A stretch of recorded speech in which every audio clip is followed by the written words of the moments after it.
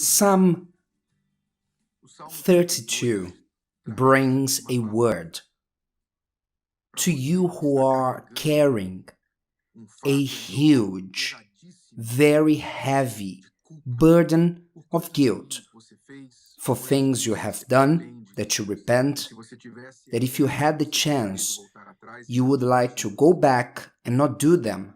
Psalm 32 says, "Blessed is he whose transgression is forgiven, whose sin is covered."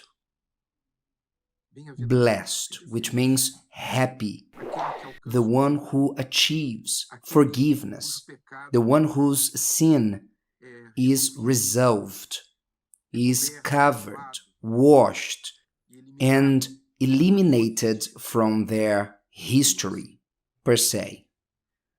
Blessed is the man to whom the Lord does not impute iniquity, and in whose spirit there is no deceit.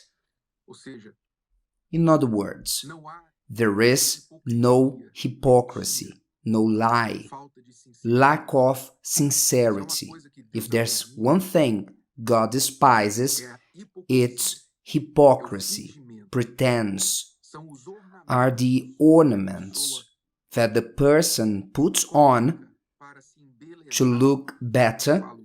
I'm not speaking literally, but figuratively, the ornaments that make their appearance better, that they may look righteous from good, that they may seem to be right, once their ornaments are just covering the reality, who they really are. God despises hypocrisy, lies, deceit, pretense, and these people have no place in the presence of God because they are already condemned by themselves, because the person who deceives is committing an act of unbelief. Why? Because they think they can escape in the eyes of God. They are stating that God does not exist, because they can deceive a human being who has limited knowledge. You can fool myself, someone else, because they don't know your heart. They don't see you in secret, so you can fool them. But you can't fool God, because He sees it all. And when they deceive, even though God is aware of what they are doing, they are saying one of these two things: I don't care what the Lord thinks of me, or God does not exist. And what matters is what others think about me, because God does not exist. And therefore, deceit, hypocrisy is an act of unbelief. So the person condemns themselves not because God does not want to help them, but because they deny their faith, they deny God. Because if they did, they would believe, they would have fear of deceiving, on doing things before the eyes of God.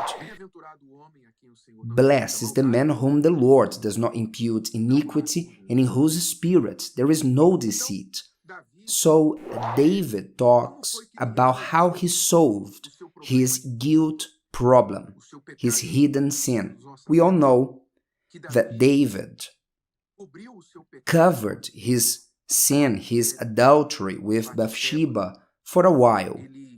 He kept the sin for many months, and he acted as if nothing had happened.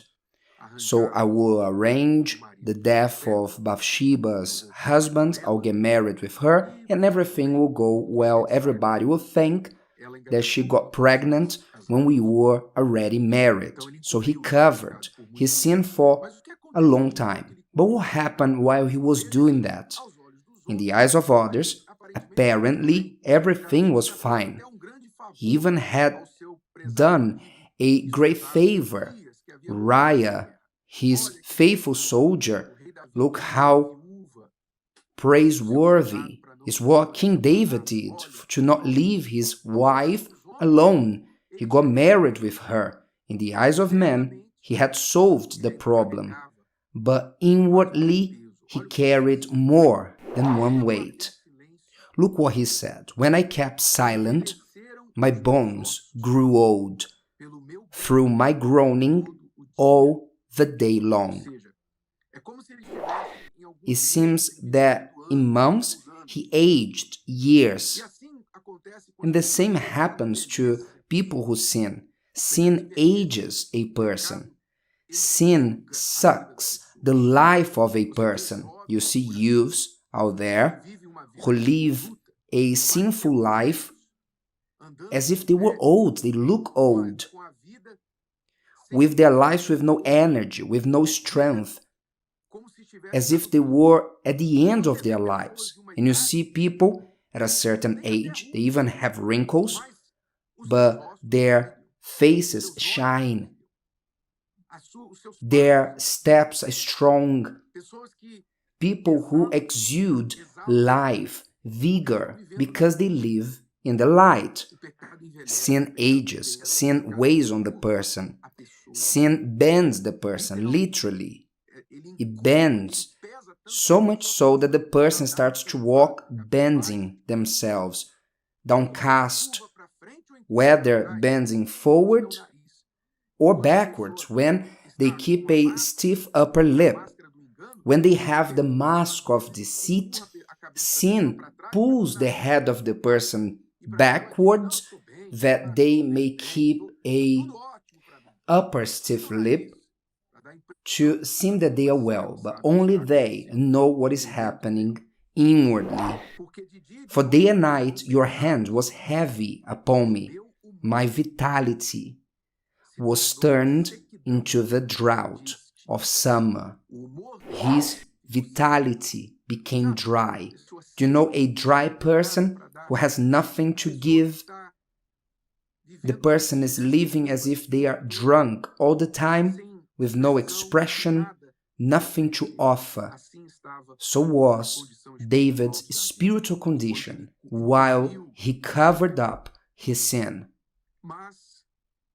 But he concludes saying, I acknowledged my sin to you, finally. I acknowledged my sin to you and my iniquity I have not hidden. I said, I will confess my transgressions to the Lord, and you forgave the iniquity of my sin. So, the solution for that weight that David was bringing inside was the confession, that is, pulling off the mask, to cleanse himself and say, I did this. I did it. I won't lie anymore. I won't hide it. I'm ready to pay the price. There, as much shame as he brought to himself, he arrived at the time of the restoration of his own life, when he pulled off the mask. And it is important for you who are carrying this huge guilt. You are afraid, thinking, when they find out what I've done, what happened, when they learn what I did, you are preparing to escape, you're preparing to escape the consequences, not to face, rather, but to escape the consequences of sin, of shame. Why don't you prepare yourself to join forces to cleanse yourself? Why don't you do that? Will you keep on running away from men?